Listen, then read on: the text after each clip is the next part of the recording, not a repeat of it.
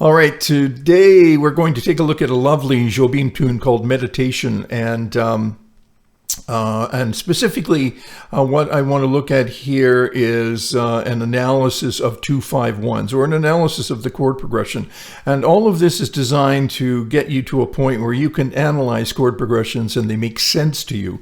And it becomes that much easier to memorize the tune, right? And that's where you want to be, right? So here, no sharps, no flats. We're starting off with a C6 chord. And it bounces right over to a B, sus, and then back to the 1. And then 2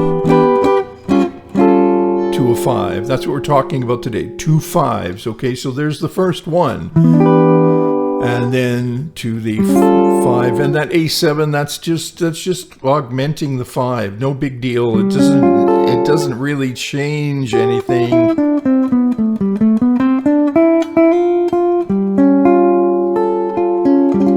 And then a 2.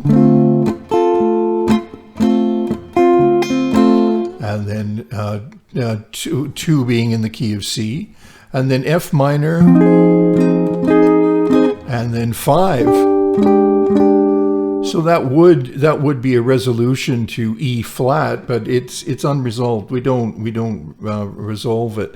The explanation of that F minor would be it's a 4 minor chord in the key of C. So we've gone to the parallel minor key. I'm not going to talk about parallel minor keys today. I'm talking about 2 5s, but this is a very, very common chord progression. In cowboy chords, just listen. I can't think of a two. I can think of a couple, and I'm not going to start singing.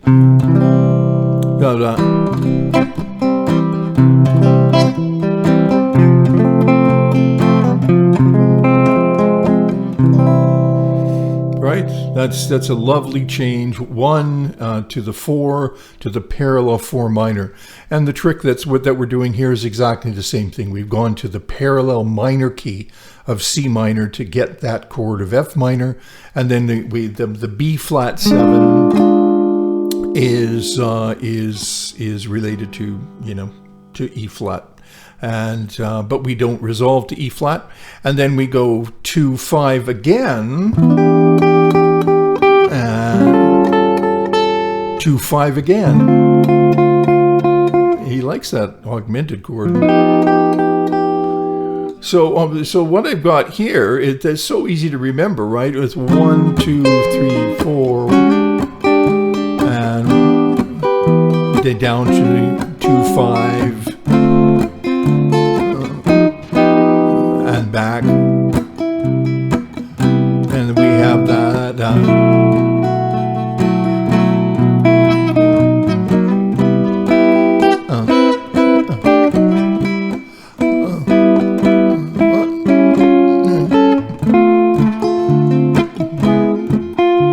and 2 5 and 2 and 5, 2 and 5, and then we move to the 4 chord,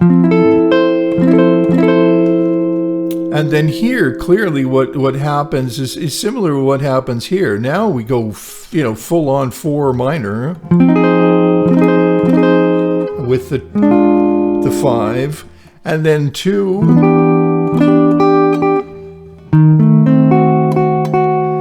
Passing, we'll just call it a passing diminished for now, and then 2. So you can take a tune like this, and I'm not talking about the melody today. I'm just talking about chord progressions and how to memorize them and understand them and analyze them. We have the 1 chord. It move. That's an interesting move there. That to that B7. B sus 7 right off the bat, and that's okay to do. because we're starting with the main tonal center. So the key is already established right from the top, right? Actually, it's very similar to Here's That Rainy Day. Here's That Rainy Day goes from a 1 major to that flat 3/7, right? And that's sort of what happens here. You know, when it's not the same type of chord, but we're moving out of the key of C very briefly, and then moving back to the key of C. And then big chunk of the tune, you know, 2 5 2. You could probably add a 5 here, and then 2 5 2 5 2 5, and then we move to the 4 chord, then to the 4 minor, its related 5 chord, 2, which this basically is sort of a 5 chord, and then D minor and 2 chord, and then a 5 chord. You know, the fact that it's an augmented doesn't change the chord at all. It doesn't change the chord function at all.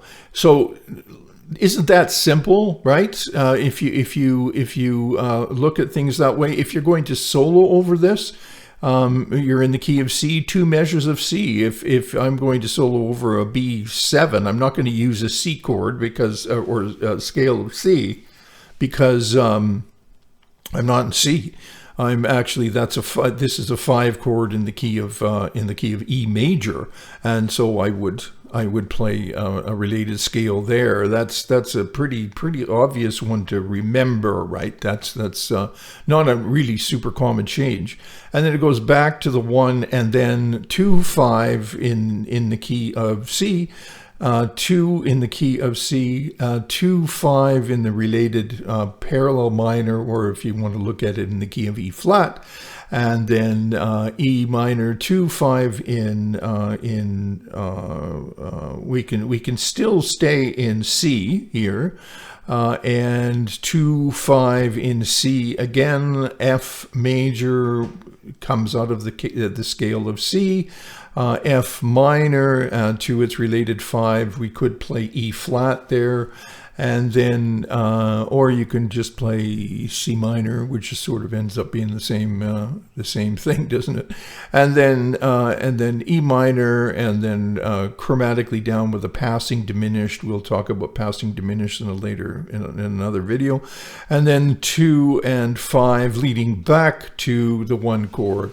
I challenge you to memorize this. Really, I really do. It would be a good process, a good learning process. You need to build repertoire, and this is a lovely tune that works quite beautifully on the guitar.